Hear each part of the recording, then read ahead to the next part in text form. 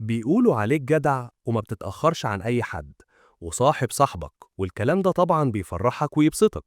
بس خليني أسألك سؤال بصراحة، كم مرة الجدعنة دي كانت على حساب راحتك وسعادتك؟ وكم مرة قلت أيوة وإنت من جواك بتقول لأ؟ الحقيقة إن ألقاب زي جدع، خدوم، طيب، صاحب صاحبه أحيانا بتكون سجن بنيناه حوالين نفسنا، وبنخاف نخرج منه عشان ما نفقدش تقدير وحب الناس لينا. وأول خطوة عشان نطلع من السجن ده إننا نفهم إحنا إزاي دخلناه، وليه كلمة أيوة وحاضر بتطلع أسهل بكتير من كلمة لأ. والحقيقة إن سبب المشكلة معانا من زمان، من اللحظة اللي بدأنا نفهم فيها يعني إيه حب مشروط. من صغرنا وإغلبنا اتربى على إن الطفل المؤدب هو اللي بيسمع الكلام، فأنت لما بتسمع كلام اللي حواليك بتاخد مكافئتك فوراً، حضن، كلمة حلوة ومدح قدام الناس. لكن لو فكرت تقول لأ، هتتحول في ثانية لطفل متعب وقليل الأدب. هنا العقل بيبرمج نفسه على فكرة إن قيمتي الشخصية مرتبطة برضا الناس عني، وإني هكون محبوب بس لما أسمع كلامهم وأنفذ طلباتهم. فما بتقدرش تقول لأ لأي طلب يطلبوه منك مهما كان شعورك تجاه الطلب ده، وبتفضل تيجي على نفسك وتحرق في أعصابك في سبيل إنك تفضل في عينيهم الشخص الطيب والمحبوب.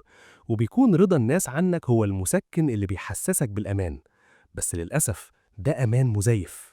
لأنه مع الوقت يا صديقي الناس مش هيكونوا راضيين عنك ولا حاجة، لأنهم ببساطة اتعودوا منك على تنفيذ كل طلباتهم، والخدمة اللي كنت بتعملها لهم بجميلة وكان بيتقالك عليها شكرا هتبقى مع الوقت حق مكتسب ليهم وفرض عليك.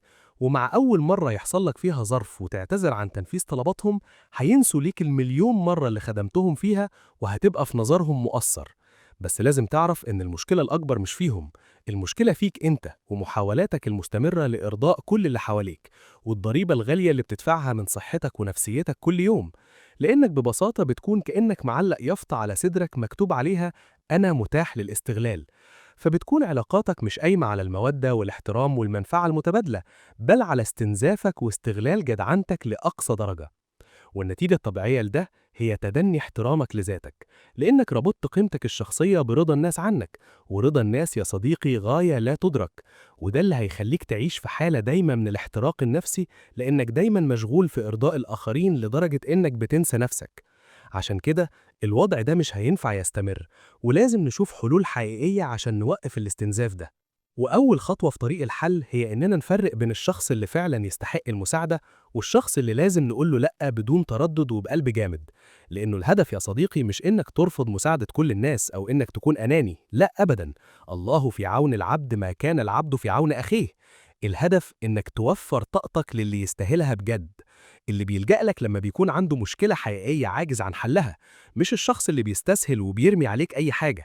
الشخص اللي لما بتساعده بيقدر ده جدا، ولو اعتذرت له بيلتمس ليك العذر وما بيتغيرش عليك. مش الشخص اللي ما بيقدرش مساعدتك وأول كلمة لأ يسمعها منك يقلب وشه ويبدأ يلومك ويحسسك بالذنب ويقولك أنت اتغيرت. الشخص اللي لما بيطلب منك خدمة تلاقيه بيقولك لو وقتك يسمح أو لو مش هيضايقك. مش الشخص اللي بيطلب منك الطلب كأنه فرض عليك بدون ما يراعي إنك ممكن تكون مشغول أو تعبان أو نايم. الشخص اللي كل فين وفين لما بيطلب منك طلب، وكل فترة بيتصل عليك بس عشان يطمن عليك وتتكلموا شوية من غير ما يكون في مصلحة. مش الشخص اللي اسمه ما بيظهرش على تليفونك إلا لما بيكون عاوز حاجة. الفرق بين الاتنين يا صديقي بيكون واضح زي الشمس. الجدعنة مع الأول جميل ودين محفوظ عنده ومش بينساهولك أبدا، لكن مع النوع التاني هي استنزاف ليك بلا مقابل. وعشان كده لازم وبدون تردد تقوله لأ، وما تسمحلوش يستغل طيبتك وجدعنتك أكتر من كده. أنا عارف إن الموضوع مش سهل وهيكون تقيل على قلبك في الأول، بس خليني أطمنك وأقولك إن القدرة على المواجهة وإننا نقول لأ دي مهارة مكتسبة مش صفة إحنا بنتولد بيها. هي بالظبط زي عضلة أنت أول مرة بتمرنها، فطبيعي في البداية هتوجعك. عشان كده ابدأ التمرين بالتدريج وفي حاجات صغيرة ما تحسسكش بضغط كبير، زي مثلا إنك ترفض عزومة شاي مع حد قعدته ما بتريحكش، أو تقول مش هقدر أتكلم دلوقتي لمكالمة طويلة جايالك في زحمة الشغل. أكيد في المرات الأولى لسانك هيكون تقيل وإنت بتنطقها، وهتحس إنك متوتر وقلبك بيدق بسرعة ومش مرتاح. بس مع الوقت والعزيمة هتوصل لمرحلة إنك بترفض الحاجات اللي مش مناسباك بمنتهى الهدوء والثبات، كأنك بتشرب مية. النقطة اللي بعد كده هي إنك تدي نفسك وقت للتفكير.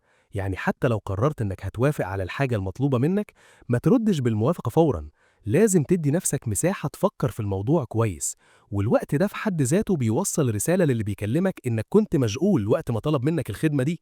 يعني ببساطة لما حد يطلب منك حاجة قول له طيب اديني 5 دقايق هشوف أموري وارد عليك، أو طيب اديني 10 دقايق أخلص شغلانة في إيدي وأكلمك تاني. الرد ده بجانب إنه بيوصل له رسالة إنك مش فاضي، كمان بيحط قدام احتمالين: الموافقة أو الرفض، وده بيخلي موافقتك بعد كده ليها قيمة عنده، مش بتكون حاجة مضمونة في جيبه. النقطة اللي بعد كده هي إنك لازم تعرف إن كلمة لأ هي جملة مفيدة، يعني ممكن تقولها وتسكت من غير ما تقدم أي مبررات أو أعذار. أكبر غلطة بنقع فيها لما بنقرر نقول لأ هي إننا بنحس إننا مديونين للشخص اللي قدامنا بتقرير مفصل نشرح فيه ليه مش هنقدر. والحقيقة يا صديقي إنك مش مديون لأي حد بتفسير أو تبرير عن إزاي بتدير حياتك، لأنك ببساطة لما بتقعد تبرر وتشرح فأنت بتفتح باب للي قدامك إنه يناقش مبرراتك دي ويحاول يثبت لك إنها مش سبب كافي للرفض، وفي الآخر هتلاقي نفسك مضطر تقول أيوة. لازم تقتنع إن ليك كامل الحق إنك تقول للأسف مش هقدر المرة دي وتسكت، أو تقول له للأسف مش هقدر عشان عندي التزامات تانية، نقطة ومن أول السطر. لما بتقول الكلام بثبات ومن غير تبرير انت بتبعت رسالة للي قدامك ان ده قرار نهائي مش موضوع مفتوح للنقاش، وده أول طريق ان الناس تبدأ تحترم وقتك بجد. وفي النهاية لازم تعرف يا صديقي إن قيمتك كإنسان هي قيمة ذاتية مش مكتسبة. يعني أنت ليك قيمة لأنك إنسان مش لأنك مفيد لغيرك. أنت مش غسالة ولا تلاجة قيمتها إنها شغالة وبتأدي وظيفة، ولو وقفت أو عطلت بتتركن وما بيكونش ليها قيمة. فما تسمحش لحد إنه يعاملك كأداة بتكون ليها قيمة بس لما بيكون ليها لازمة. لأ، لازم تعرف إنك لو ساعدت حد فده تفضل منك وزيادة كرم، ولو رفضت فده حقك وما يقللش من قيمتك ذرة واحدة. الموضوع ده مهم جدا يا صديقي، لأنك لما تعرف قيمة نفسك هتعرف قيمة وقتك وطاقتك ومشاعرك، وتعرف إن مواردك محدودة وغالية وما ينفعش تتوزع ببلاش للي ما يسواش. ولو عجبك الفيديو فأنا يسعدني جدا إنك تشترك في القناة. سلام.